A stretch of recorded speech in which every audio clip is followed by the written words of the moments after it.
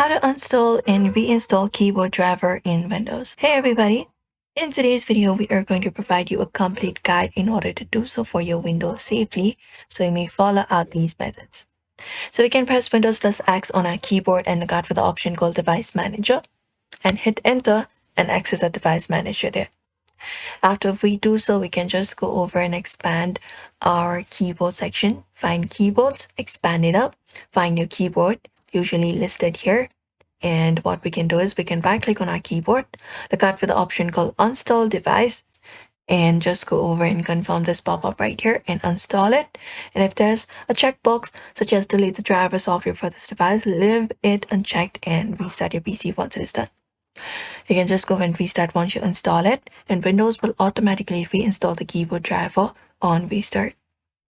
Apart from that, we can reinstall the driver manually as well. So if the keyboard does not work after the restart, we can press Windows plus X, go to our device manager, hit enter, and find keyboards here. Once we find keyboards, find our keyboard, right click on it, select the option for update driver, and choose search automatically for drivers or browse my computer for drivers. You can select the first option if you want Windows to find and install the drivers, and second one if you want to locate the driver manually. After that, you can search for the driver and the best driver will be installed, and that's it.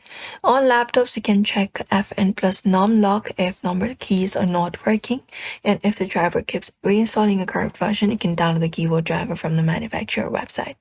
But usually these are the methods you can follow up in order to install and reinstall the keyboard driver on Windows. So we hope this video was helpful. Give this video a like and subscribe for more.